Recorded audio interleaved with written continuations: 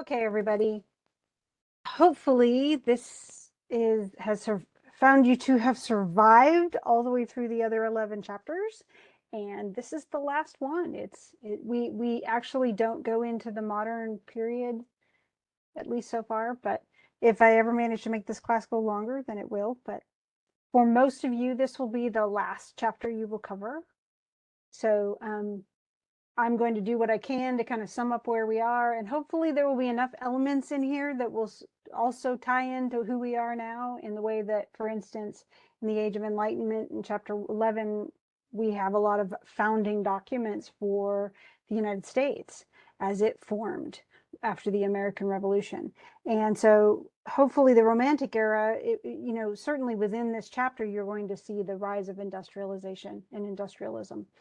And that is the basis for much of what is happening to us now. The idea of we now are in the technological age, and yet what we people are able to do and create in the matter of a few months or years is astonishing. How much we move forward in just a calendar year is astonishing. And yet that's sort of what was happening during the Romantic period. So I will do what I can to kind of outline some of the things you need to know from the chapter.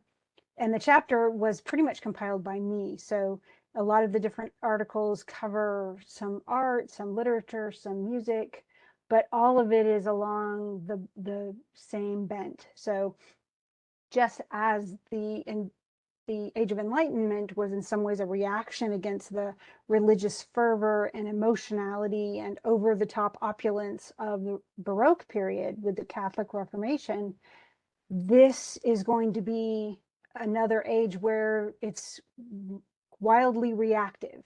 And it's what it's reacting this time against is the institution and the sort of prevalence of rationalizing instead of reason being used to create often destructive constructs within a society. So essentially, before in the Age of Enlightenment, the assumption was that if we could show people how silly they were being, through satire and other things, Gulliver's Travels, the various prints that we covered last chapter, then they would see the error of their ways and do better. Well, essentially, what Romanticism says is it's not about fixing society because society is inherently corrupt. It's about being who you truly should be as an individual, being the compassionate, feeling, imaginative, individualistic, brave person that you are as an individual, and forget society. For society is a construct that it will only corrupt you. And so it's much better for you to use your imagination and your compassion than it is for you to try to only use reason. And reason can be used to validate and to justify a lot of horrible things. So, including industrialization. Well, if it makes money, then it must be okay, even if people get killed in the process or live horrendous lives because of this technology. It's kind of like the smartphone. It's useful, but if it dominates everything, then suddenly you find you have no life except in Facebook. So the Romantics were pretty much saying, look, you live too much in society and you will lose part of your humanity, which is really fascinating. So that's what we're going to cover this time around. So I'm going to just go through, first of all, I'm going to kind of talk about the two major things that helped to make the Romantic movement happen. And they're really two big things. They're both big. One has been in existence for some time, really since the chapter we covered, when we covered the expansion and exploration of the different new worlds out there by the Europeans. And with that came almost immediately came slavery. And then it became quite a lucrative institution. There were several countries that spent a lot of their resources on slave ships and the trafficking in slaves, most notably Portugal and Spain.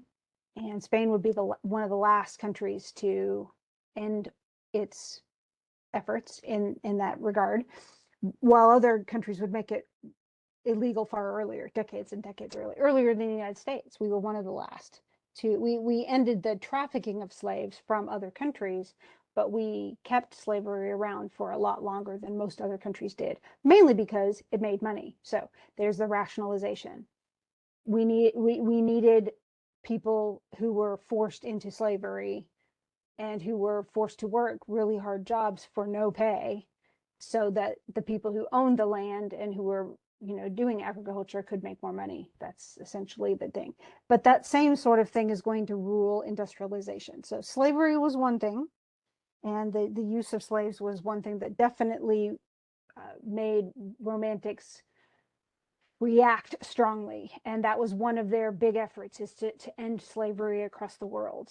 And so they were, for the most part, they were pretty successful. And we'll talk about that as we go through. The other thing, though, that they really wanted to do away with was industrialization.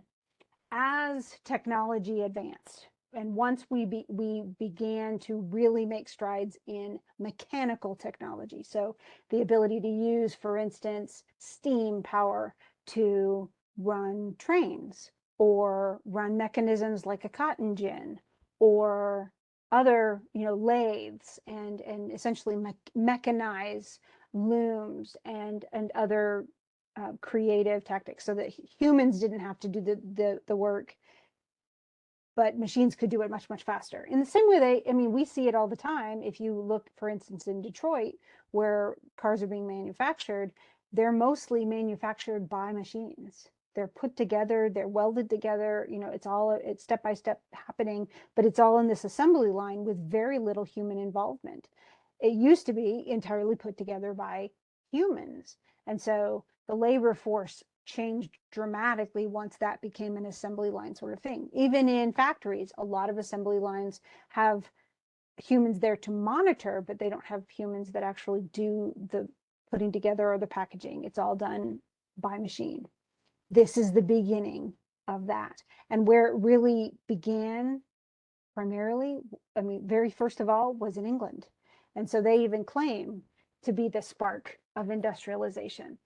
And so there are going to be some great things that come out of that. Instead of having your clothes, for instance, completely hand sewn by people, which is what happened before this, you could have, and it would take 3 people several days to make a single outfit for a person. Instead, you could have it machine made by a sewing machine, and one person could complete the entire outfit in a day. So it was kind of like the printing press. Suddenly everything became much, much faster and cheaper. And so and things could be distributed. When we have trains instead of carriages, much, much more can be shipped much, much faster along train tracks than it could ever make on the country roads that existed at this time. So everything was faster. You could grow vegetables and you could sell them farther away. You could refrigerate a car and make it so that they could be sold even farther away. There were really good things to come out of this. Conveniences that honestly we live with every day and don't even think about. Electricity, a car that runs, being able to drive 20 minutes without having to get gas. So we just don't understand how much people didn't have of what we daily use. Even the fact that I'm sitting here on an internet talking and recording something that will probably be seen for several years by future people.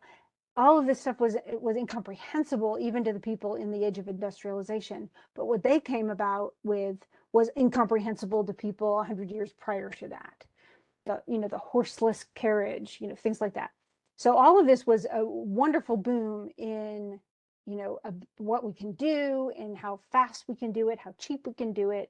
But there were bad effects that came from that. For one thing, a lot of jobs in the agricultural area and in more rural areas were gone. They were all mechanized. So instead of a bunch of people by hand picking things like cotton, instead they'd have a cotton gin, and they'd have eventually they had a machine that would take the gin with it and separate all of that as it was being picked. And the only thing people were needed for is to pick what's left, the little fluffs that were remaining after the machine had gone through. A vast amount of labor shifted. So it was no longer productive. There were no longer jobs to be held in the rural areas. So everybody went to the city. In the city were all of the industries, so now they could work in a factory, but there were no labor laws. So people could work 6 or 7 days a week, easy. and they could work for far more. I mean, some of them would work 10, 12-hour days every day of the week. And today we have, of course, laws that say, if you're working over 40 hours, you have to work overtime, you get paid overtime pay, or you get some other compensation, but we have rules. There were no rules. And so literally a man, if, whoever owned the technology could create the factory and make so much money, but he would make it on the backs of workers that were extremely overworked, often working in terrible conditions, unsafe conditions. Children were laborers at this time. It's really weird now to see the movement towards, ending child labor laws, because children at that time, a parent and a family could sell a kid essentially out for indentured labor, and they would work 6 or 7 days a week at 5 or 6, 7, 8 years old. And they could work 7 days a week for 11, 12-hour days. Often they would work in unsafe conditions. They'd work on looms because little people were needed, and they'd get killed by some of the machinery. It was very common. They would work with poisons that would kill them. Most of the chimney sweeps, for instance, were little children, and very few of them lived beyond mid-teenage years because of black lung. A lot of mine workers and coal workers would also die of similar types of situations because they weren't protected. So it's the same type of thing. This was just common all the way through. And so who benefited? Well, all these rich people who had made the factories, they benefited tremendously. The people who had the patents for all this new technology made a lot of money. But on the backs of all of these workers, who often made really poor wages, lived in horrible conditions because of overcrowding and because of the price of housing in the bigger cities, because of demand. And then many of these workers who were paid very little also were women and children. And so this became the cause of the Romantic movement. And the Romantics lost. They did not win this. Industrialization just made people too much money. But there were laws enacted. They were able to at least protect workers to some degree, although that is a common thing even today. There are trade agreements. There are workers who unionize so that they can have more protections as a group than they would have individually. So all of these things, none of this existed until the Romantic movement. So they did help, workers, but they were not able to solve the problem. Still today, we have people, and you guys probably know or have worked jobs where minimum wage certainly wasn't going to feed you or your family. And so that's still the Romantics today are those kinds of people who say, they're the Bernie Sanderses of the world, who say we need free education for people and we need a working wage so that they can live and survive and feed themselves on a full-time job. So anyway, that's kind of where it's going. But it actually fostered a whole movement of literature and art that was much more, it was no longer working on how do we socially change the system? How do we make it so people, how do we solve people's problems in society? How do we keep people from being on alcohol, alcoholics or on drugs? How do we keep them from being homeless? How do we end poverty? That's the Romantics essentially said, they tried that. They tried to rationalize, okay, governmental policy, but that can only go so far.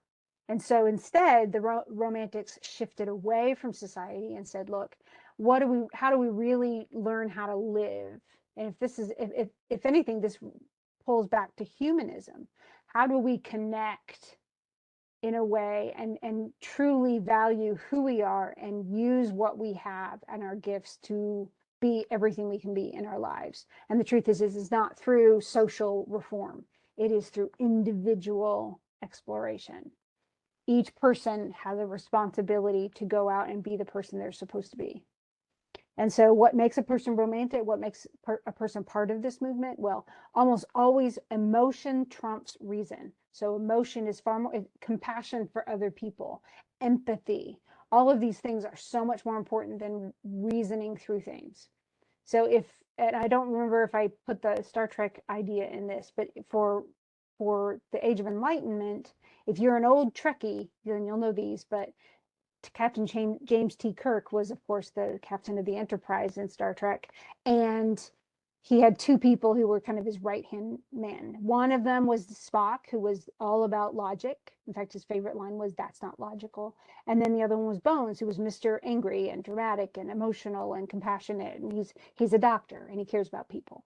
So they were the two sides of this. Well, Spock, we talked about in chapter 11. This is the chapter for Bones. This is about caring about other people enough to do something, even if it's radical, even if it's um, protesting. So Martin Luther King Jr., and his sit-ins, his peaceful protesting, that would have come out of the Romantic movement. He knew what he wanted to change, and he tried to find a peaceful way to do it. That's Romanticism. So emotion is everything. Empathy is everything. Compassion for other people is everything. We also are, instead of looking to society, how do we fix society or how do we learn from society?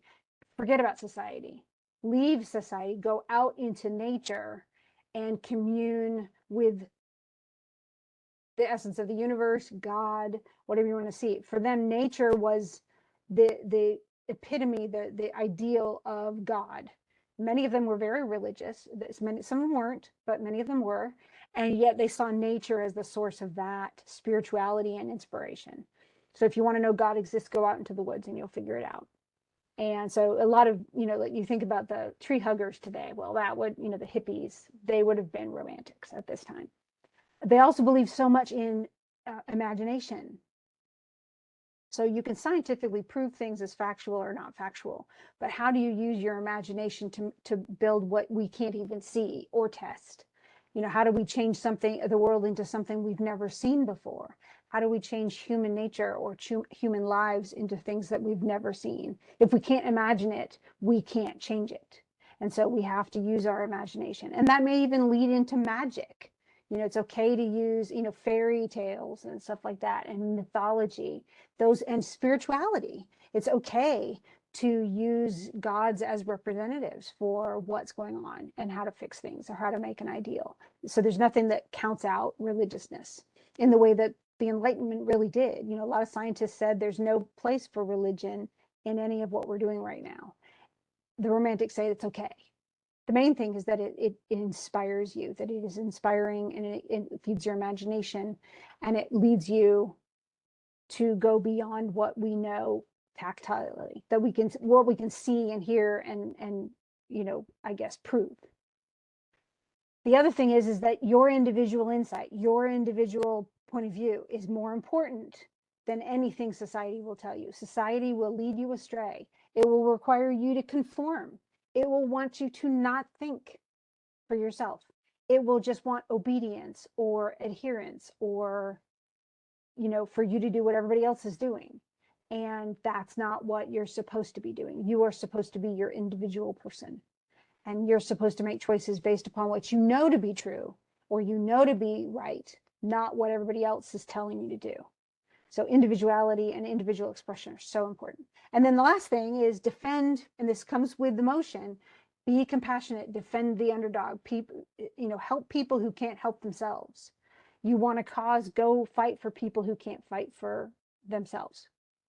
See where people are downtrodden or who are taken advantage of. Help children and women and people who have no rights on their own. Because remember, at this time, women didn't have rights. They couldn't own property. They couldn't vote, in pretty much any country. And so how do we fix all of that? Well, you got to actually serve people who aren't in power. Help the people who aren't in power, who can't help you back. Help for altruistic reasons, not so that you can get something in return. It should be selfless and sensitive towards people who need you the most. Don't help rich people, help poor people. Help slaves, not slave owners. And so that this became the most important aspect of their fight against slavery. The slaves could not help themselves. They had no rights. They weren't even whole people, according to several constitutions, including ours. And so you have to fight for them because they can't help themselves. Okay, so part of this came from, if you go back to the American Revolution, that was based much more on economic reasons and on the fact that we had no representation in the British government, as most colonies didn't. You know, that Australia didn't have representation. Scotland and Ireland didn't have representation, nor did they want to be part of the Commonwealth, but they were.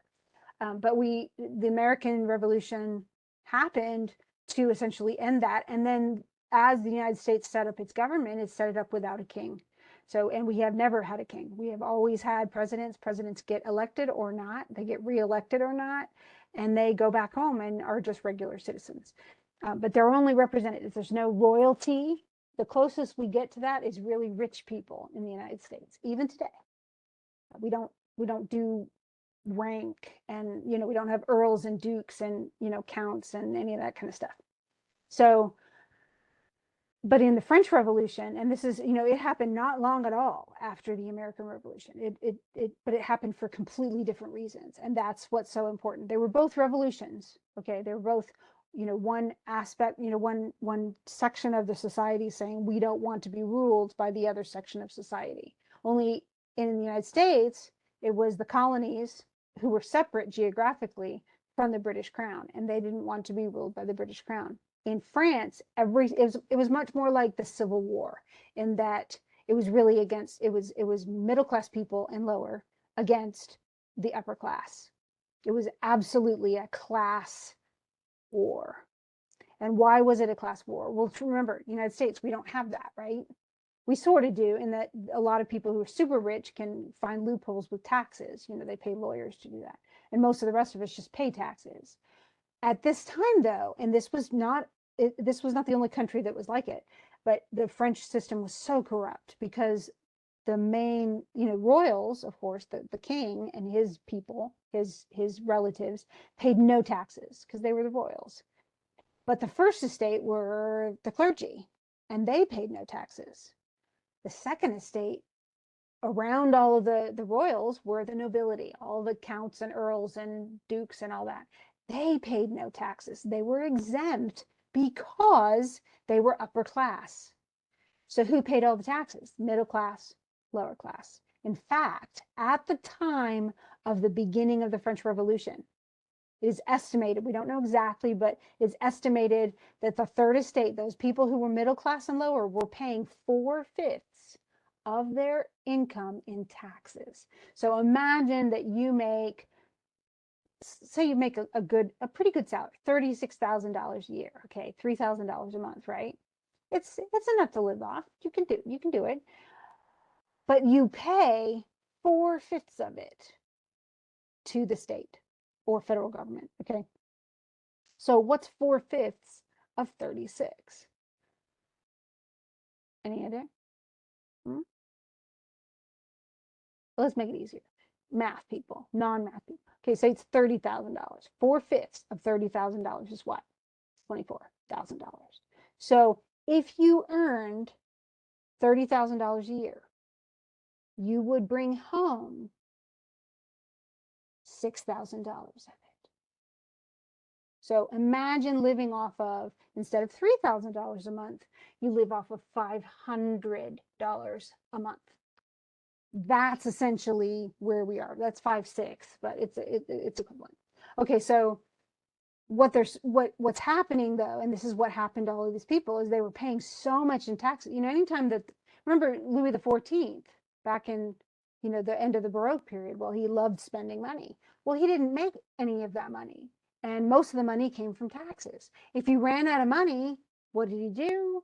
Well, he raised taxes. And Louis XV did the same thing. And then we get to Louis XVI, and he's just spending, because that's what everybody does.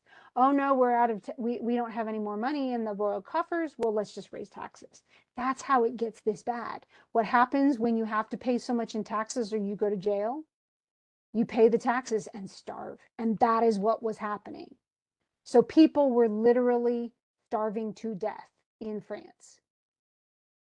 And yet taxes kept getting raised and raised. And the people who really had money, the people who owned all of the land, the church and the nobles, paid nothing. And so what happened? Well, all of the poor people, many of whom had served in the military and even helped the Americans in the American Revolution, said, we're not doing this. And so in 1789, remember 1776? So not long, 13 years later, they formed the middle class, the third estate, forms the National Assembly. And so they're not made of nobles. Remember, we already had nobles. It's kind of like, in England, you have the House of Parliament, Houses of Parliament, and there's the House of Nobles, and then the House of Commons. Well, here was they didn't have a House of Commons in France. So now suddenly they develop what they call the National Assembly. And these are commoners who are representing their people, all middle and lower class, and they form and they say, we're going to change our government. And so they did. In June, they started that.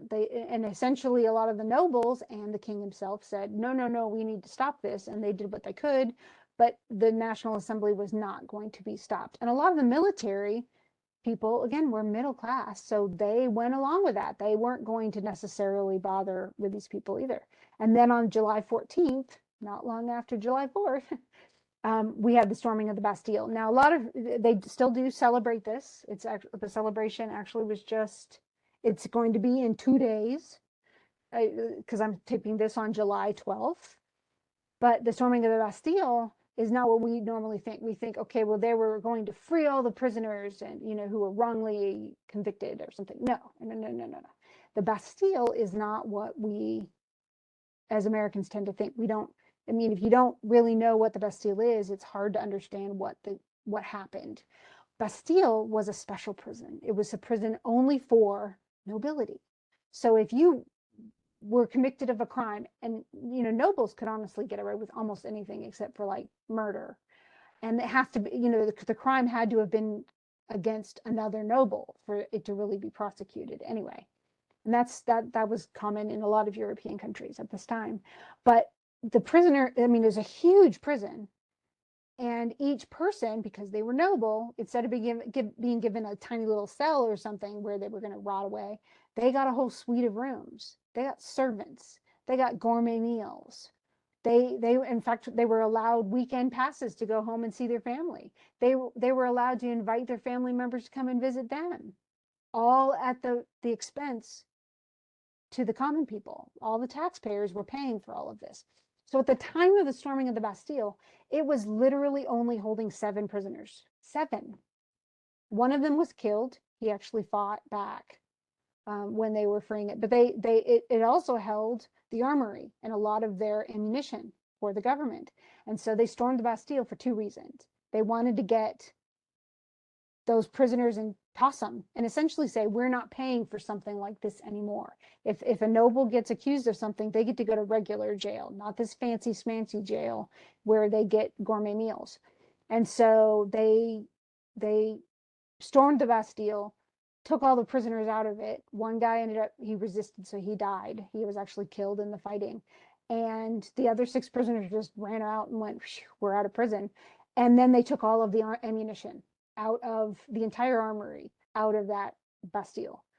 And so it was really a much more of a show of power. It like not 82 people were killed. Not a tremendous loss of life. It wasn't a major battle. It was a first step and a very solid message by the middle class saying, we're not going to take this anymore. We're all done. And so this was the beginning of the divorce between upper class and middle class. Would there be waves back and forth after this? Yes, but we're going to talk about some of the major beginnings anyway. And this is one reason why it was so different too, because it was a class issue. Once the middle class said, hey, we're done, and they started resorting to violence, it became very violent very quickly. And so many of the romantics at the beginning totally supported the revolution because they saw the middle class, rightfully so, as being completely downtrodden. They were paying with no benefits for the lavishness of the upper class. And that's not fair. It's not fair for somebody to earn, only take home $6,000 when the nobles who didn't work a day in their lives were making millions and billions. That's not fair. That's not fair. And it isn't. It's not fair. We as Americans, we totally agree with that. But essentially very quickly, they realized, well, look, if we just fight a little bit, but the nobles stay in power, the nobles are just going to come back and crush us. How do we stop it? We kill all the nobles. And that essentially became it went from French Revolution to true reign of terror. And over I'm trying to think of how many years. I mean, it was 1789. The king and queen, Louis XVI and Marie Antoinette, both were killed in 1793. Louis was beheaded far earlier, but Marie Antoinette was eventually beheaded as well. And they would, once those first big steps were taken, they started rounding up noble families, and often they would find them in their summer homes, out in the country. They track them down. They'd claim their land, claim their buildings, all the fine houses that they were living in, and take them back to Paris in a jail cell. And I mean, in a jail cart with all of the kids, mom and dad, grandma, grandpa, anybody who was related. In fact, even if servants helped, like tried to hide the nobles that they served or something, they would be taken as well because they were sympathizers. And so over the course of only 5-6 years, um, over 40,000 people were guillotined. And they might have as many as 4 or 5 guillotines running on it the same day in different places of Paris. And they would literally behead hundreds of people every single day to end nobility, essentially. If there are no nobles left, if they're all dead, then we don't have to do this anymore. We will not be victimized through taxes so that it can pay for somebody else's lavish lifestyle. And so it was it was almost like, if you think about Karl Marx and his movement, towards absolute equality, and he often suggested that violence would be needed. Well, this is exactly what he must have watched, really read up on the French Revolution, because that's what they chose to do. Now, later on, it's all going to kind of get reinserted back, and they're going to have to fight it again. But you can certainly watch even later, far later than this, things like Les Miserables, written by Victor Hugo, the novel was based, and you can watch the musical and it's pretty accurate, but it was based on the, uprisings that were happening long after Napoleon.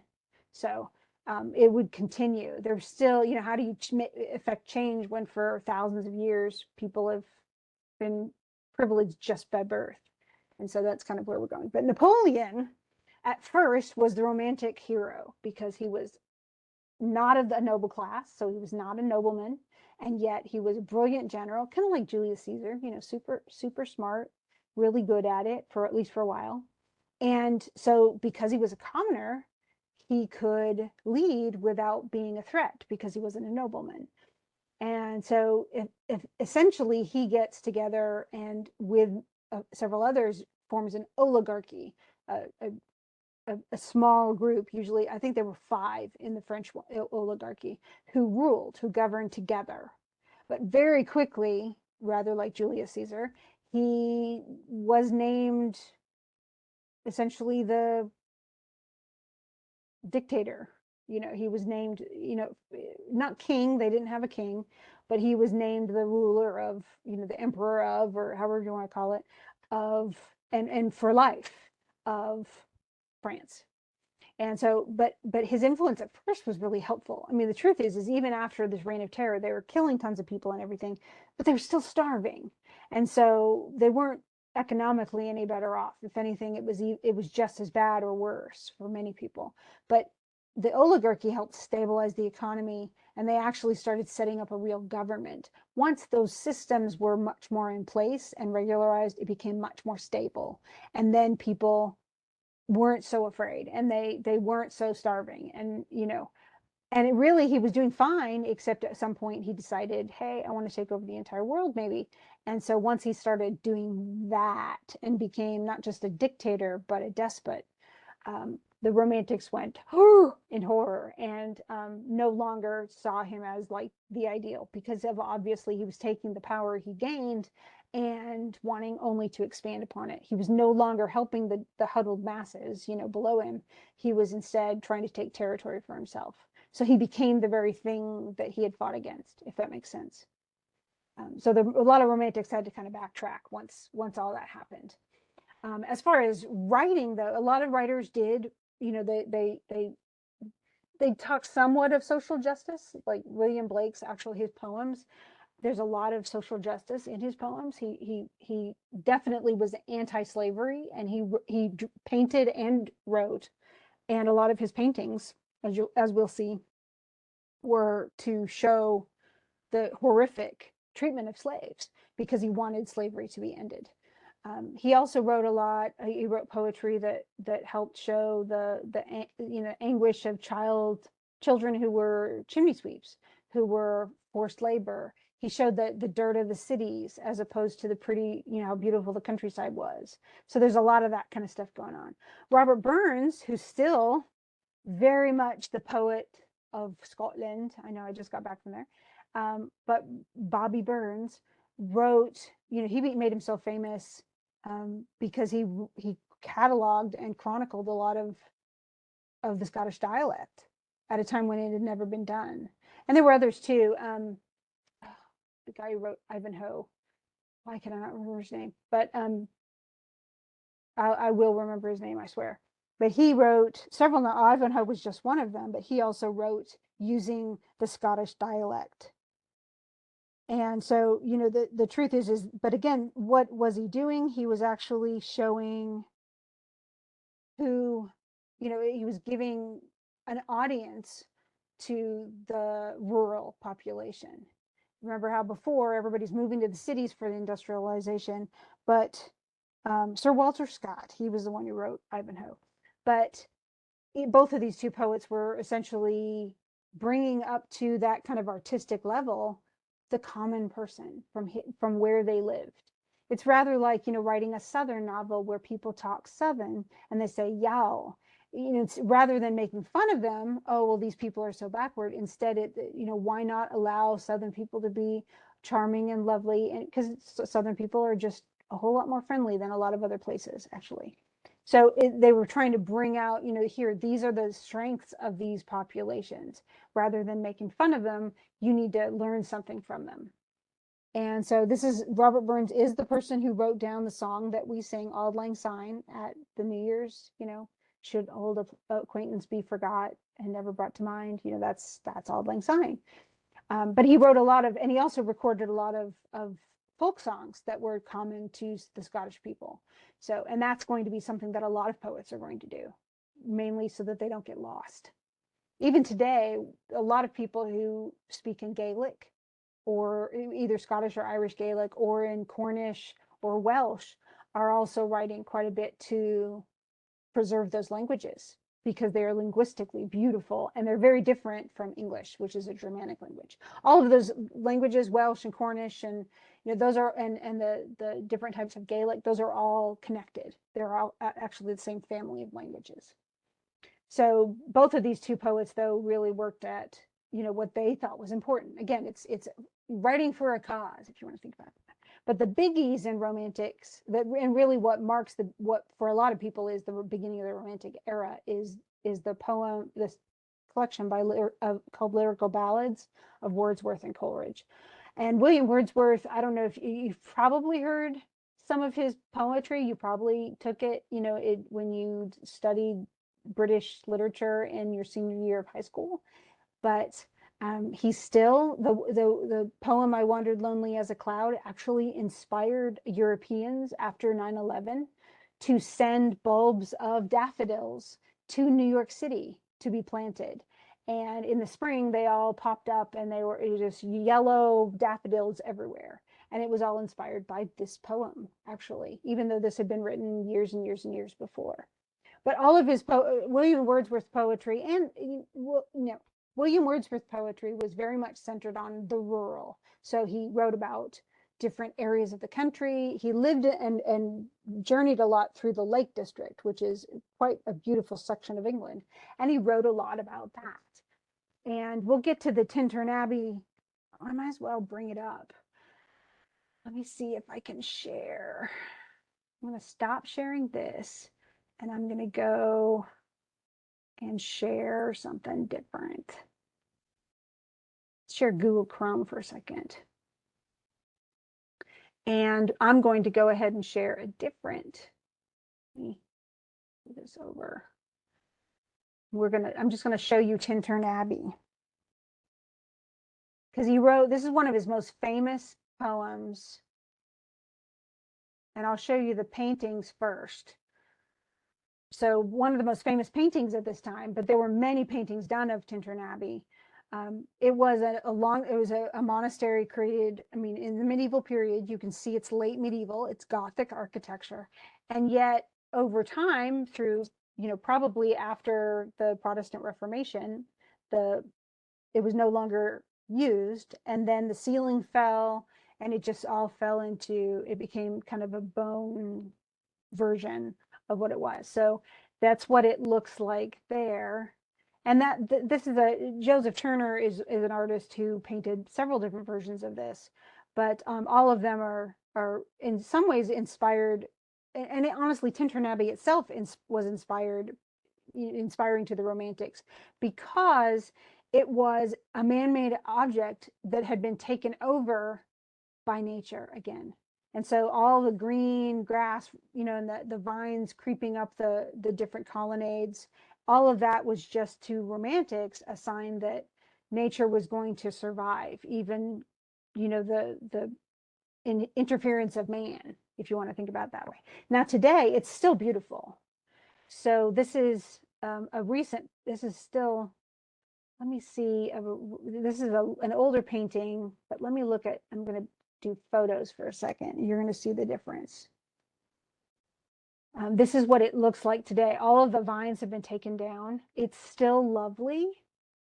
It's quite beautiful, and people still get married in it today. Literally, they still get married here. And I can see why, because essentially it's like the church is still there, only now it's all open to the sky. It's quite beautiful. I have not been there, but man, that's one place I would definitely like to see.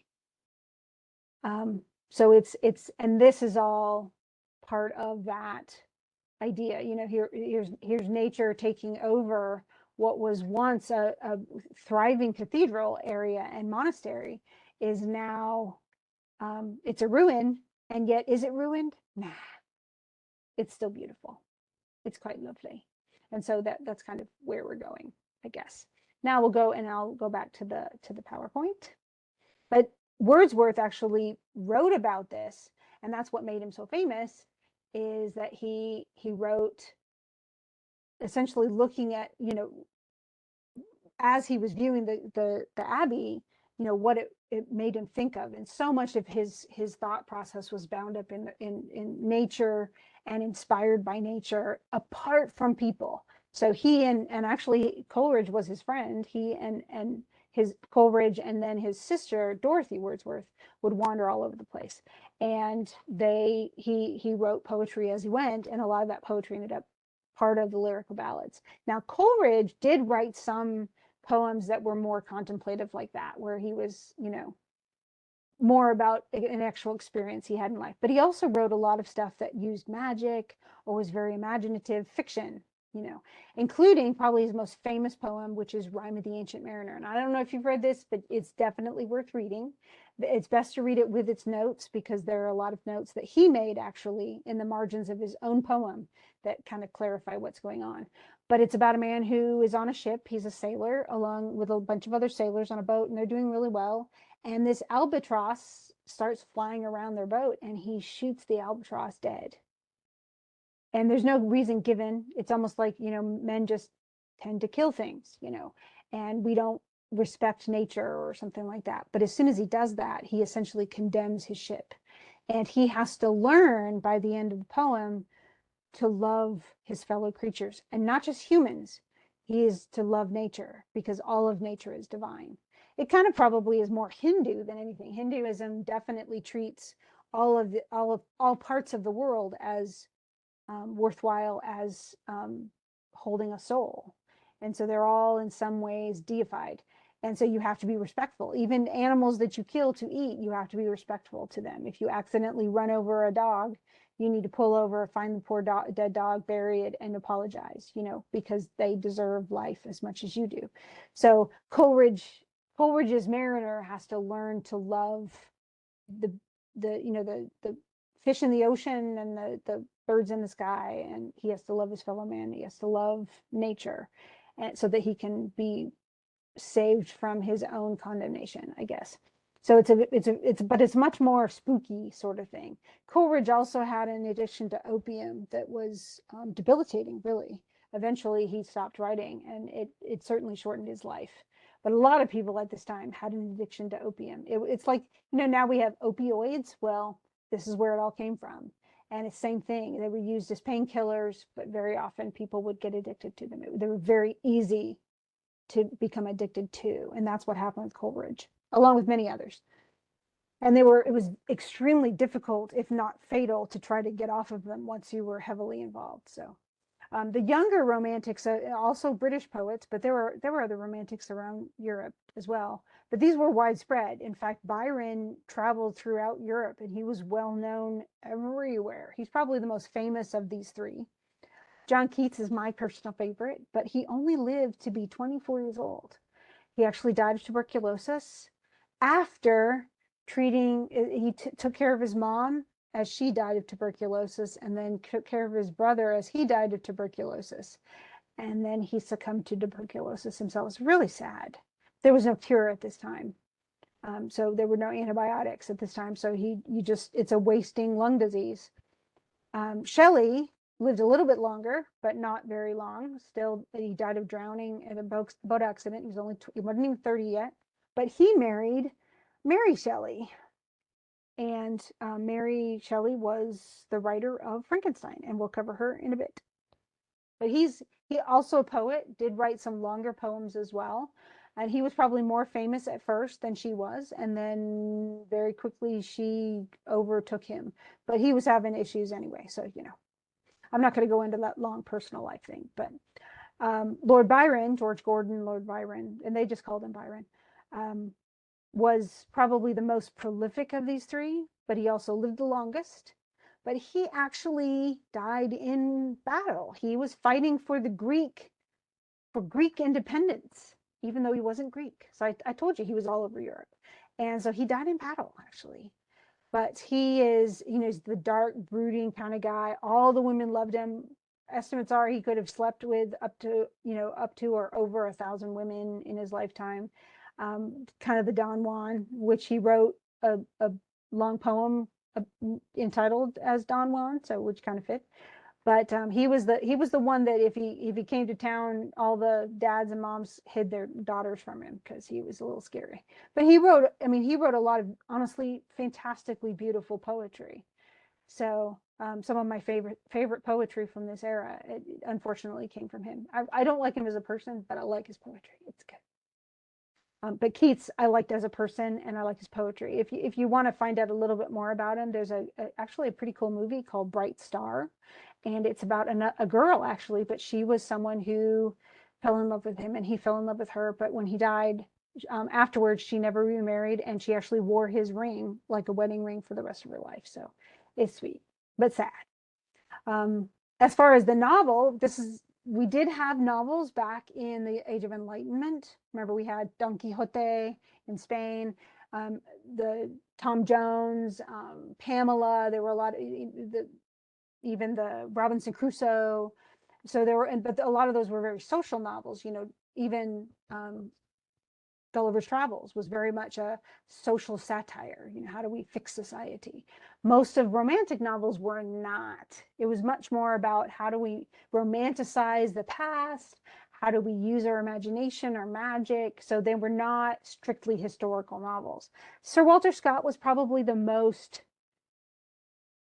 he probably was the beginning of like a romance, not as in a romantic love novel, but a novel that's kind of based on the chivalric romance from the medieval period. So he did have his novel Ivanhoe, for instance, was absolutely set back in the times of the medieval period. And he did have, although the people who were most of the people in power were scummy. Ivanhoe was the exception. He was that brave knight who not only fought for Rowena, the girl he loved, but also fought for a Jewess and her father when that wasn't okay, because they were Christian. But he he protected Rebecca at a time when most English nobles would not have. And yet it's a beautiful novel. It's so worth reading. All of his stuff isn't totally worth reading. I have not read Waverley. I should. It's on my list. But I've read a lot of Heart of Midlothian. It was okay. But a lot of his stuff is good though. I like Scott, and there's a couple of good versions of Ivanhoe if you just want to watch the movie too. We also have the beginning of the Gothic novel, and Gothic is not the same thing as goth.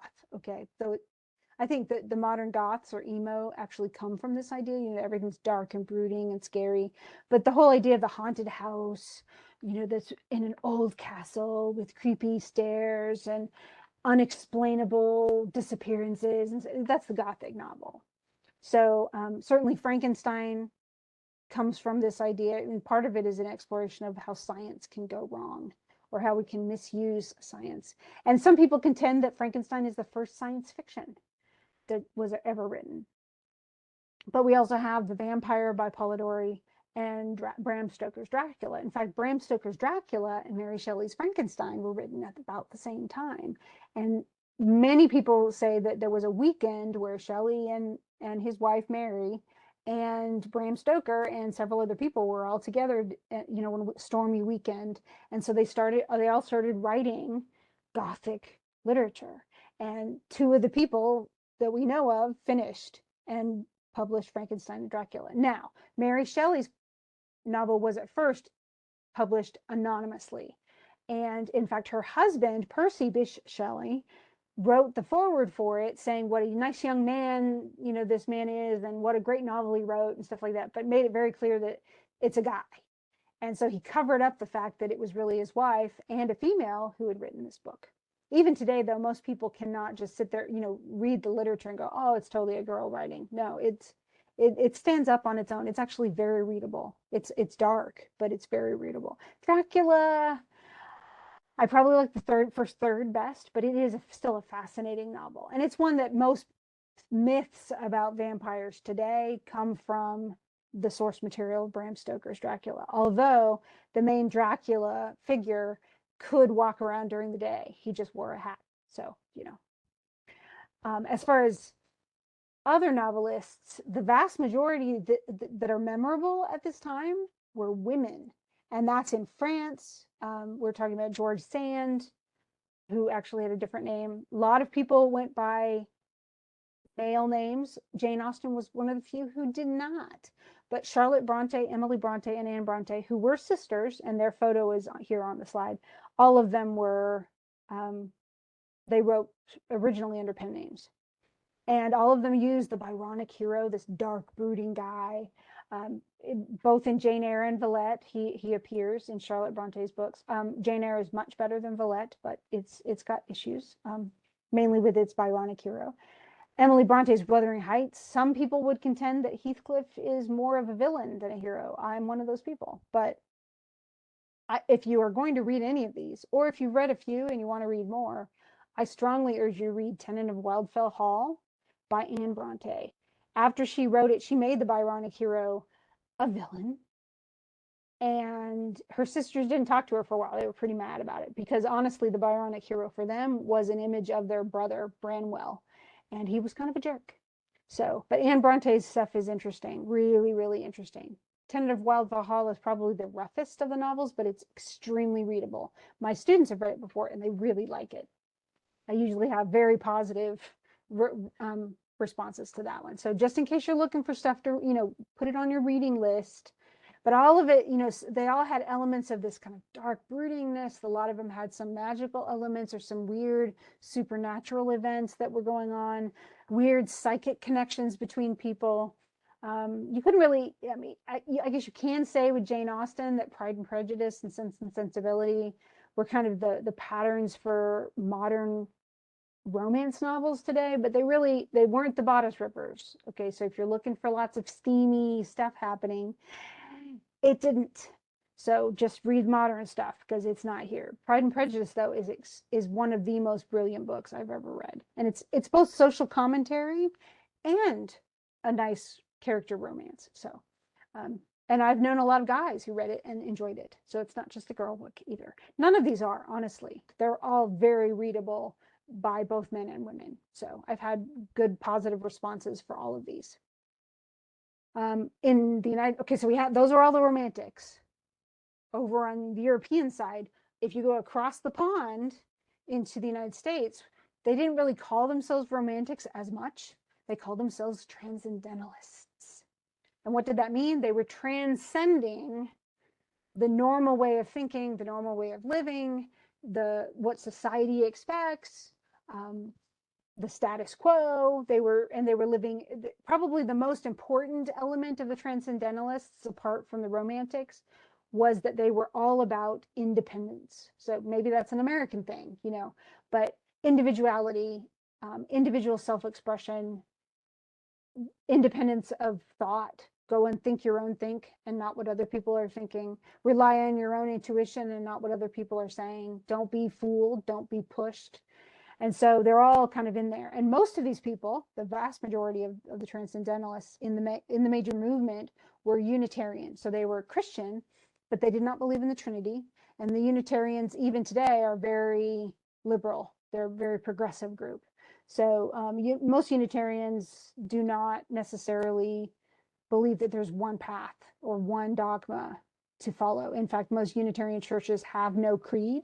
They have no dogma that you have to like avow to become a member. You could be a Buddhist and join the Unitarian Universalist Church today, for instance. But most of them were Christian. They were just Unitarian. Ralph Waldo Emerson was really the leader of it, the father of American transcendentalism.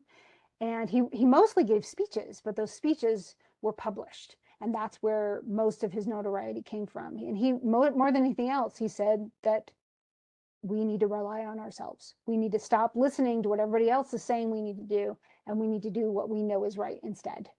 We need to be independent thinkers. And so he gave great graduation speeches. Now you've gotten your degree, go out and do great things. But nonconformity was his big thing. Don't do what everybody else is doing just because they're doing it. That's stupid. Do what you know is right.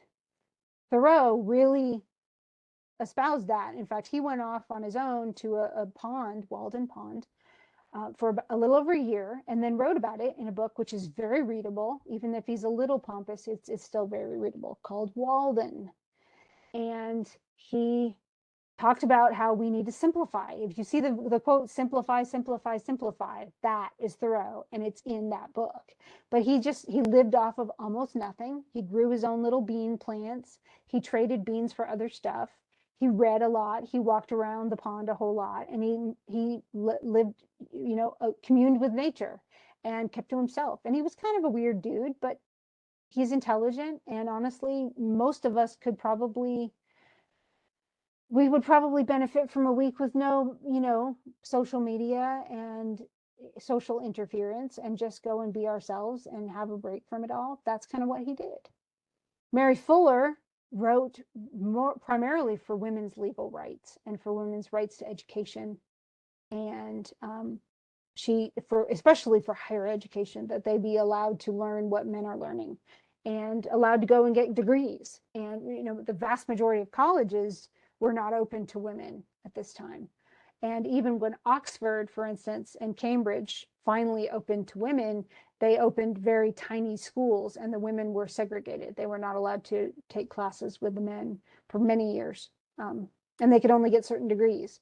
But at this point, nobody's allowed. Women they're not going to university. They don't have the right to. There's nothing open to them. So she definitely argued for that. Probably the most, not only transcendental, but romantic of the American writers, though, is Walt Whitman. And he's a nut job. He's absolutely hilarious. I've had one teacher describe him as in love with the entire world. And he really was. He thought writing on any subject was okay. And he wrote about prostitutes and, meat sellers and homeless people and veterans with one leg. And it didn't make any difference to him. Everybody was beautiful. Everything was amazing. Nature was phenomenal. And probably more than anything else, he wrote in he was the first one that we have, besides, of the West, I should say, because in China and Japan, it was already very normal to write without rhyming or to write without any regular rhythm. But he was the first one in the West to use free verse extensively. And his entire book, Leaves of Grass, which is a huge book of poetry, is all in free verse. And many people were horrified by it. They thought, well, you can't write poetry unless it's rhymed and it has a regular rhythm. But he did. And his stuff is still very widely read today. I teach it when I teach literature. But he wanted people to think for themselves and to stop judging each other and go out and just be great and let other people be great in whatever form you happen to be great. He was very good at appreciating all of the beauty in the world, even in the ugly parts. So you probably have heard of Melville because he wrote Moby Dick. That's his main, most famous, though he wrote a lot of other novels too. I can't say I like it. But Captain Ahab, goes after the big white whale, and it's actually based on a real event of a whale that capsized that it essentially rammed a ship and left the ship to sink. There were survivors. There were only like a couple people who witnessed the attack and then survived the shipwreck. And then when they finally returned with their story, Melvin, it sparked his imagination. So he made a big white whale that essentially became that thing that everybody's out trying to get that honestly they shouldn't have. And they go and they'll destroy their own lives to go and get it when they have no right to go get it. It's like total ambition, even at the cost of one's sanity and life. So it's a really interesting book. My favorite of these, even though he's not the quintessential everything, is Nathaniel Hawthorne, and that's his picture over to the right. But probably a lot of you are familiar with some of the titles that are on this page, I'm guessing. Certainly, you've probably seen the Disney version of The Legend of Sleepy Hollow about Ichabod Crane. And the Disney version is actually pretty accurate. It's pretty much like the story. But Washington Irving actually wrote, he was kind of like the writer of the Cameron Boccaccio, in that he took a lot of the traditional tales, the little folk tales, and he wrote them down. They had not been written up until that point. But so a lot of the immigrant tales, some of them are European in origin, but they found a place here, where he lived in New England. And so he wrote them down. And so the short story is really what rises up through the Transcendental movement. Nathaniel Hawthorne wrote 2 novels, The Scarlet Letter and House of the Seven Gables, but he's better known, at least during his lifetime, he was far better known for his short stories. And many of them are based on his Puritan past, because his great-grandfather was one of the judges in the Salem witch trials, and he was so horrified by this that the man had definitely contributed to the execution of innocent people, that he actually wrote that to a degree into the House of Seven Gables. But he dealt with sin and the nature of sin and the nature of rather like Frankenstein. He even has some stories about people who try to play God and fix nature, and they end usually with really destructive consequences. So he either read Frankenstein or he was just on, some way psychically connected to Mary Shelley, because much of his works follow along those lines. They're very interesting reading, though. A lot of my students really like a lot of his stories. Edgar Allan Poe is a class favorite, and you probably have read at least one of these 2 that are listed here, and you've probably read The Raven as well. A lot of his stuff is definitely gothic, it's dark and brooding, a lot of his poetry especially, but quite a few of his stories are pretty horrifying, like,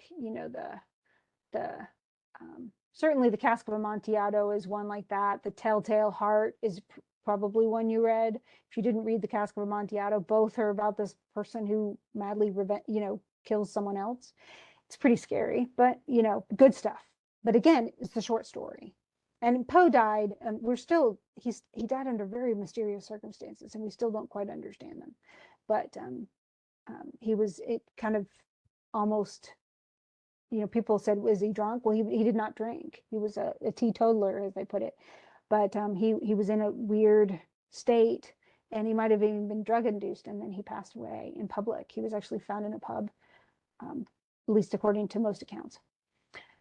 Other literature that was written at this time was nonfiction or was fictionalized but intended for social commentary. And this is all, some of this was written in Europe, some of this was written in the United States, but it was written all along the idea of abolishing slavery. And so this is where we get into the social change. And how do we change things socially? Before it was to make fun of people. That's not what the romantics do. Instead, they make things so poignant and so touching that we cannot help but empathize with the slave. So what they did is try to make the slave life and what they went through to be, when they were captured and then when they were used as slaves, so gripping and so horrifying that people would hate slavery because of that. They realized what's really going on and how much the slaves are being harmed, and they'd fix it. That was the goal, and it actually worked. So probably the one I'd recommend if you're going to try one from the beginning. Start with Frederick Douglass, the narrative of the life of Frederick Douglass. It's a memoir about his life from when he was a kid and didn't really know he was a slave to all the way through slavery and then becoming a freed man because he paid for his own freedom. And he became a wide speaker throughout the United States and Canada. Eventually, he married a white woman, and then he moved to Canada because that was not a very popular move at the time. But his stuff is very readable, very, very readable. The narrative of the life of Oluda Equiano is also that was published in Europe was also very well received, and it's been published in a lot of different languages. It's extremely detailed, and it covers him. He was actually captured in Africa and then brought over, so it covers the ship's passage over the Atlantic. And then Incidents in the Life of the Slave Girl really deals with what it's like to be a woman and a slave, because they did not, I mean, they had to worry about being raped, which they were raped a lot.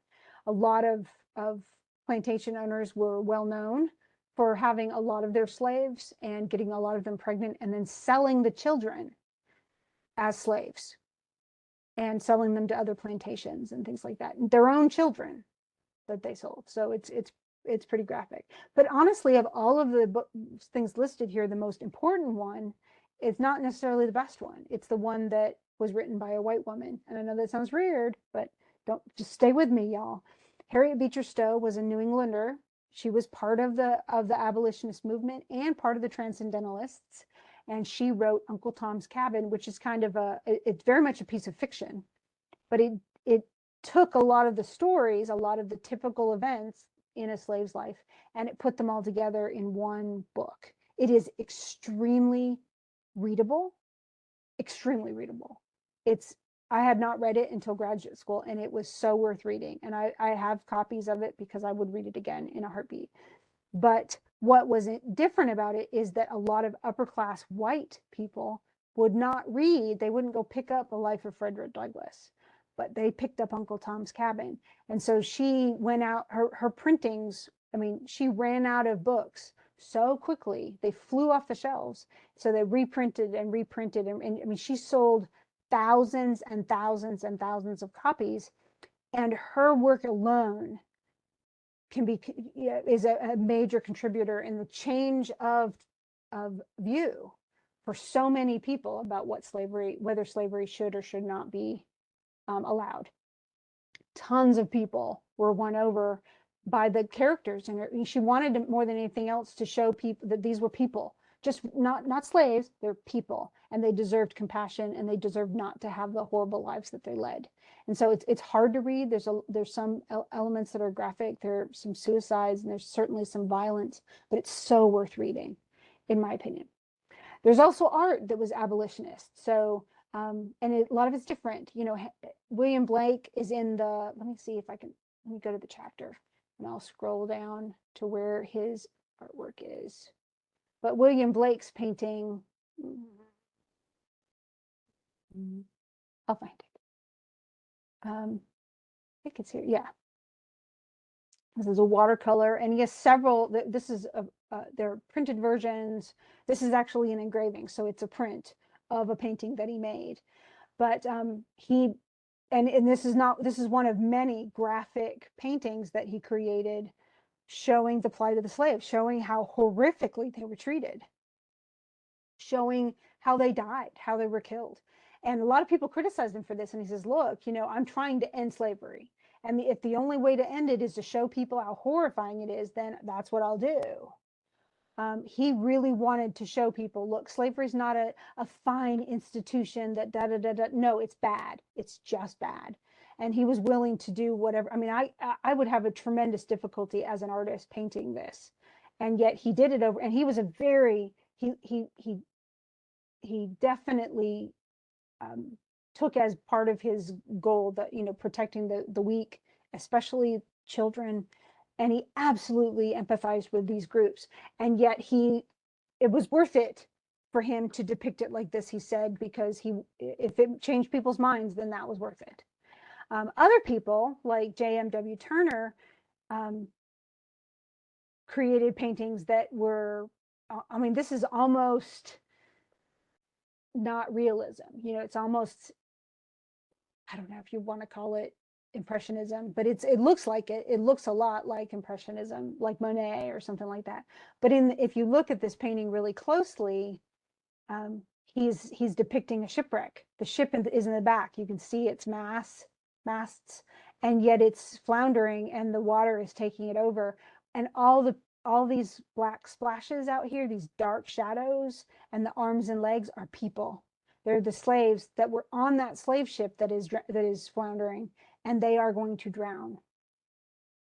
And it's actually part of this. It was created in 1840, but right around just before that time, Great Britain had made slavery illegal, and then enacted through Parliament laws that would allow their navy to govern the coast of Africa and throughout the Caribbean and the United States to stop the slave trade worldwide. They didn't just make it illegal in Great Britain, they made it illegal. And they spent the equivalent of billions and billions of dollars to try to stop slavery and stop the slave trade entirely, because the Spanish weren't on board yet.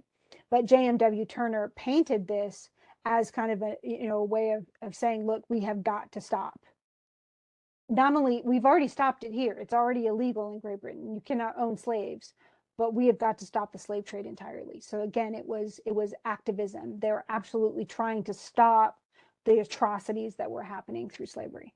But other art was, of course, imaginative, not very realistic.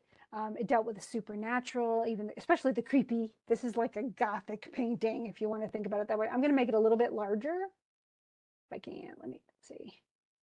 Just so you can sort of see the painting a little bit better. Yeah, I'll just make it really big. And this painting is, I mean, you can't see it. At first, you just see this reclining weird woman. You're like, what's she doing? Come on, y'all, pop up. Oh, where'd you go? Well, it's not. It's disappeared. There you are. Oh, no, that's the wrong one. Yeah, it's decided to just lose it. Okay, so we'll go back small. There we go. Okay, so it just made it too big. But if you look at this in the background, so you have this woman who's dreaming in quotes, and on her chest is this like goblin-y looking something.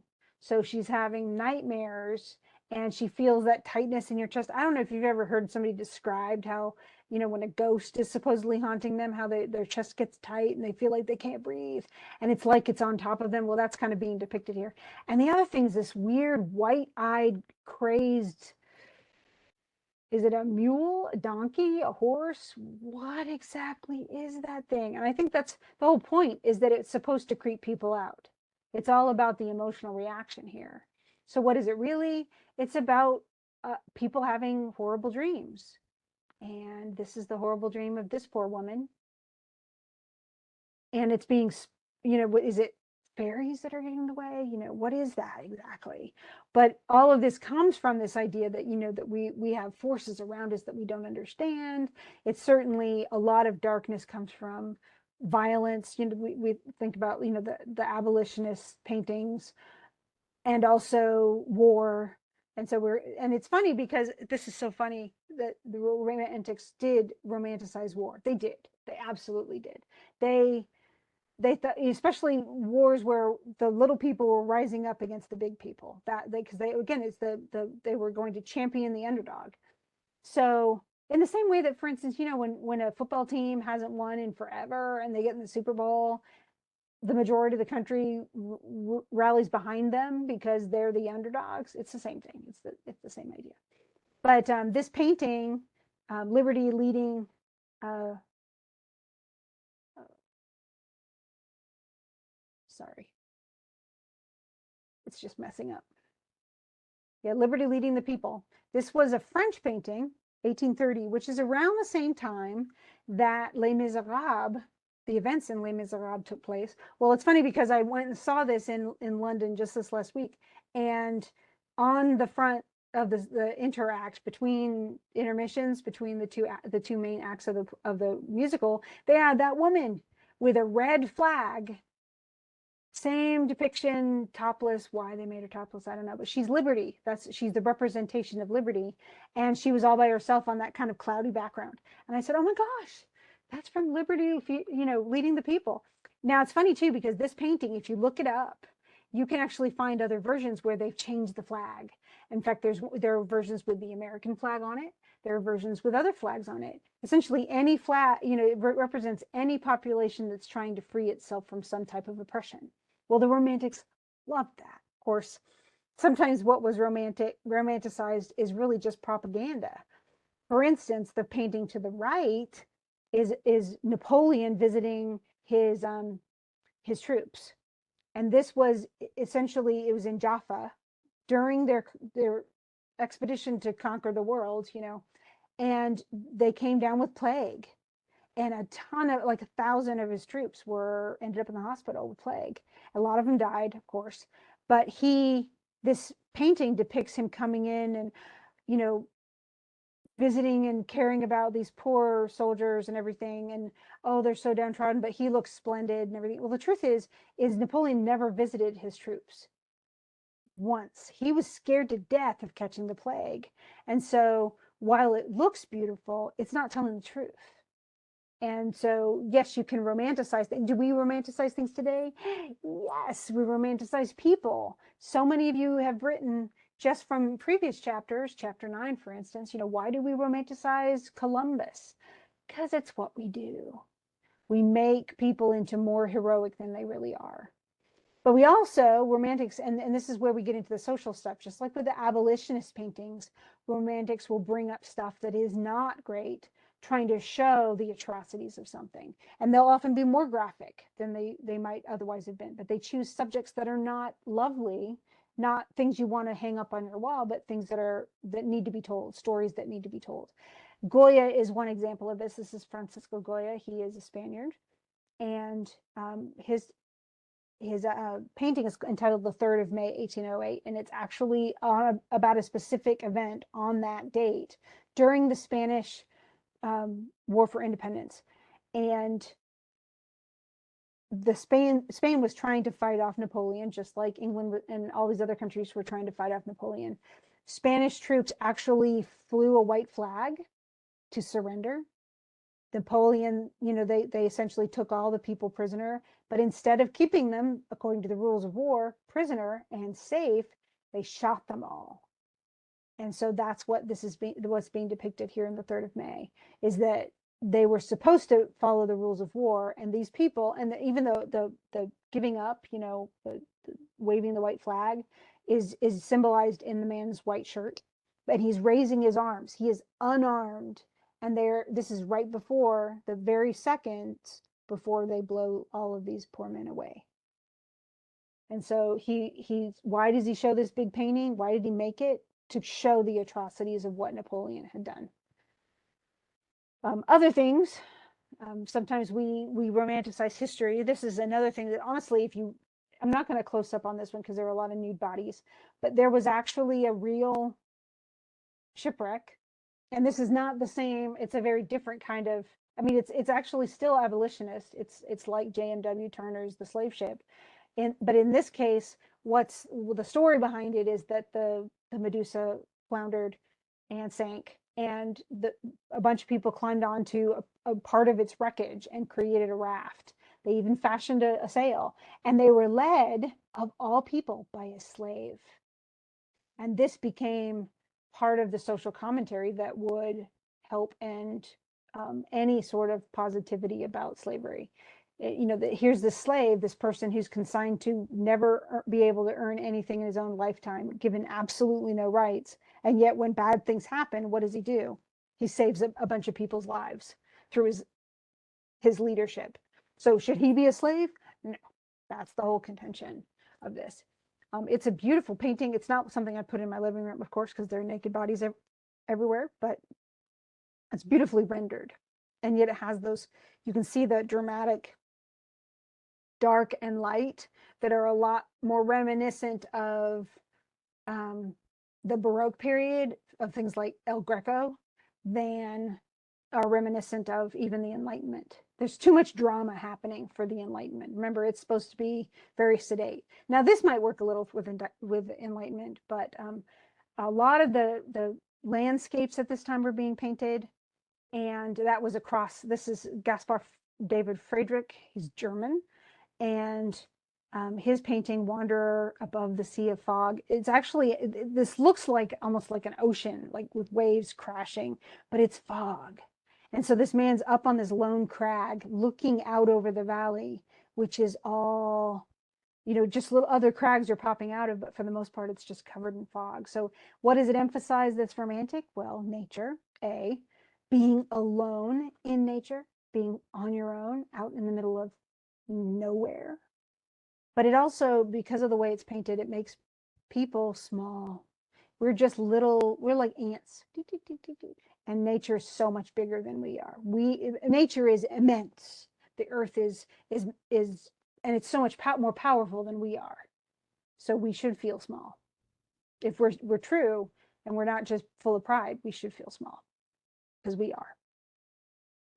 But probably the landscapes that captured the most attention were the American landscapes. Why? Because American topography was so different. The Grand Canyon, the Rocky Mountains, so much of our natural formations in the United States were so unlike anything to be found in Europe.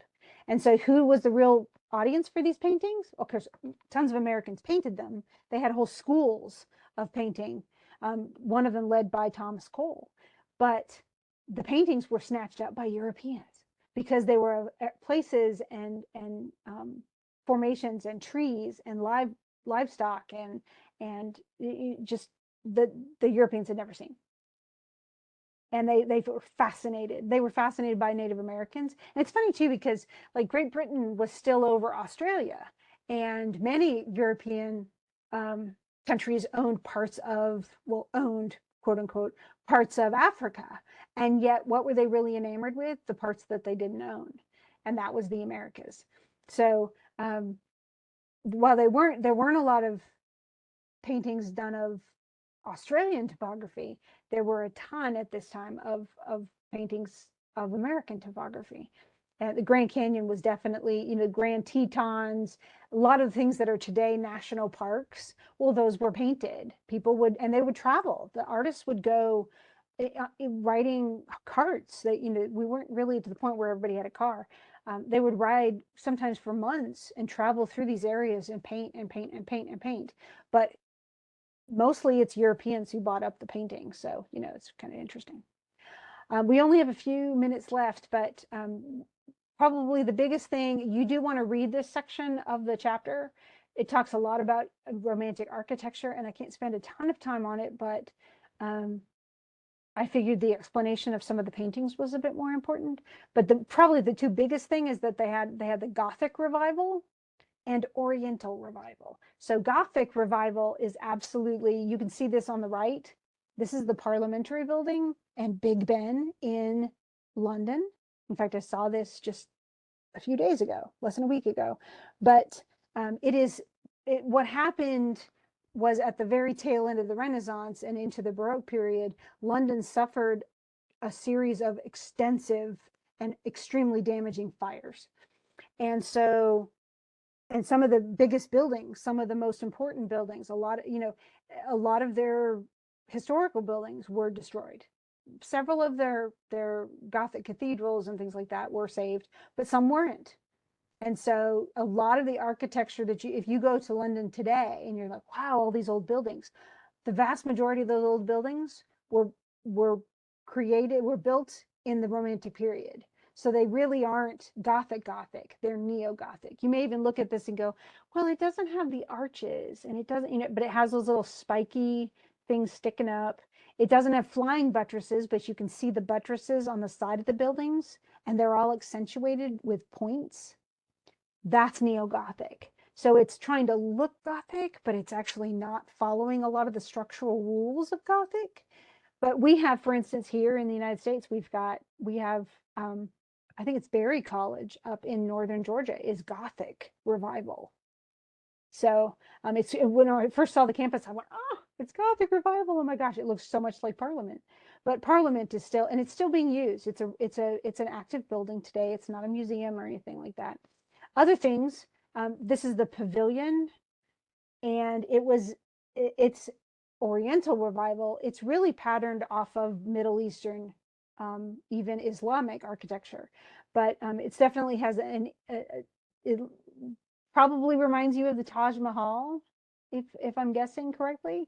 There's a lot of the, the little lacy, sort of intricate weavings that are on the sides of the buildings, a lot of those kinds of structural elements, plus the domes are pointed like this. So that's very much reminiscent of India, of the Middle East, and of parts of especially the southern parts of the Orient. But those were, again, being explored or had been explored for some time, and there was definitely an exchange. Turbans became all the rage in the Romantic period for men and women to wear. And a lot of people designed their, or redesigned their interiors based on Indian, silks and things like that. So a lot of that kind of stuff was going on too. But it's all revival. So it's not like anything's really new. It's all just kind of looking back and pulling from the past. And the Gothic stuff, of course, fits with the Gothic novel and the Gothic paintings and, all this, the dark brooding, whatever, became synonymous. Music too followed a lot of that romanticism, this over emotional, this tempestuous, a lot of irregularities. Some of the first, what we would call kind of modern music, was made at this time, where it doesn't have a regular, it's surprising, and it doesn't have a regular ending, and it doesn't always follow the rules.